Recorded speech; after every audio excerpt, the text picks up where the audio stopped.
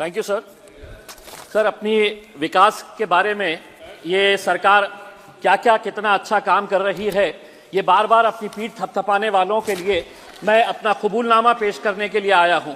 ये finance minister Nirmala Sitharaman की budget speech है सर। पेज नंबर 3 के ऊपर 6 नंबर पॉइंट है, सिर्फ 2 लाइन पढ़ता हूं। The worries about food have been eliminated through free ration for 80 crore people. यानी कि सरकार खुद मान रही है कि 140 करोड़ की आबादी के अंदर 80 करोड़ लोगों को हम मुफ्त राशन देने का काम कर रहे हैं।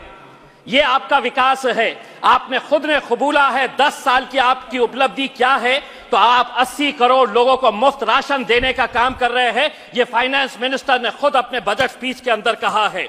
उसके बाद उन्होंने कहा है, विद द परस्यूट ऑफ सबका साथ in these 10 years the government has assisted 25 crore people to get freedom from multi dimensional poverty. हमने 25 करोड़ लोगों को गरीबी रेखा से ऊपर उठाया है। मल्टी डायमेंशनल पॉवर्टी क्या होती है, ये फाइनेंस मिनिस्टर ने हमको बताना चाहिए। यानी कि 80 करोड़ को मुफ्त राशन दे रहे थे, 25 करोड़ को आपने गरीबी रेखा के ऊपर उठाए हैं। 10 साल के अंदर 105 करोड़ लोग यानी कि गरीब थे, ये आप मान रहे हैं। यह आपकी 10 साल की उपलब्धि है। आपने ये कहा है कि हम 3 करोड़ घर बना रहे हैं। मुझे क्यों शक हो रहा है आपके आंकड़ों के ऊपर? क्योंकि मेरे चुनावी क्षेत्र औरंगाबाद के अंदर 60,000 लोग 2017 से एक सपना देख रहे हैं कि मोदी जी ने वादा किया था कि मार्च 2022 तक इस देश के अंदर हर बेघर को घर मिलेगा। और सिर्फ घर नहीं मिलेगा, घर में नल रहेगा और नल में जल रहेगा।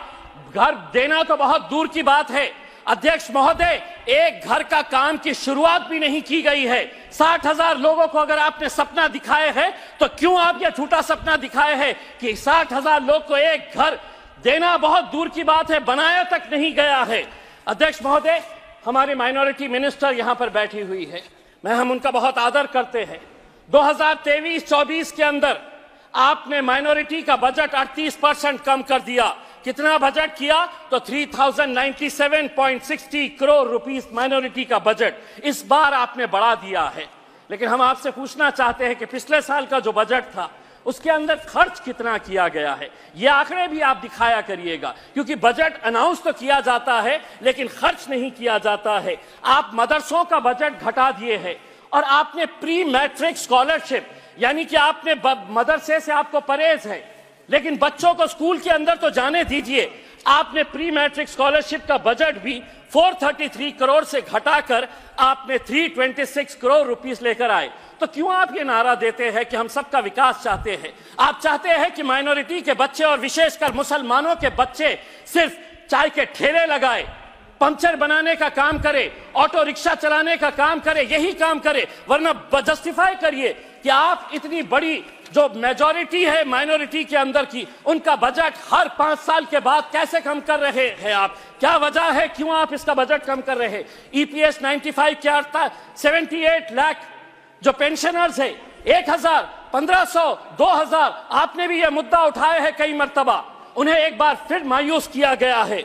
दूसरी बात, आशा वर्कर्स, आंगनवाड़ी वर्कर्स, ये हर कुछ महीनों के बाद आंदोलन करते हैं।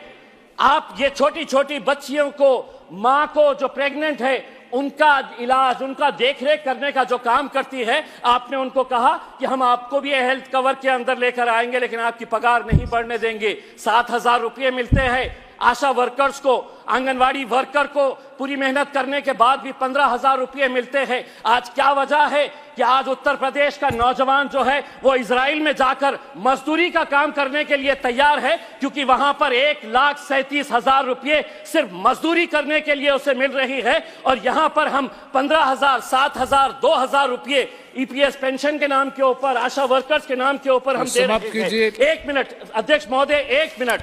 बहुत चुभने वाली बात है, चुभने वाली इसलिए है कि बैंक और राइट ऑफ जो किया जा रहा है बड़े बड़े उद्योगपतियों का, यह आंकड़ा फाइनेंस मिनिस्टर को यकीनन पसंद नहीं आएगा।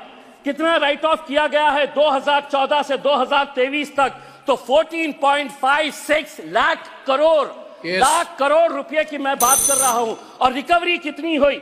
तो रिकवरी महज 14.07% हुई है, यानी कि 86% रिकवरी कब होगी। और ऐसे मौके के ऊपर सिर्फ 30 सेकंड दीजिए, जब आप बड़े बड़े उद्योगपतियों का पैसा माफ कर रहे हैं, मेरे चुनावी क्षेत्र औरंगाबाद के अंदर 3,330 ऐसे सरकारी स्कूल हैं जिनके ऊपर पक्की छत नहीं है, टीन के शेड के नीचे ये बच्चे पढ़ते हैं। हम एसी बंद करने की बात कर रहे हैं और वो तपती धूप के अंदर टीन के शेड के नीचे पढ़ रहे हैं। स्वतंत्र भारताच्या इतिहासात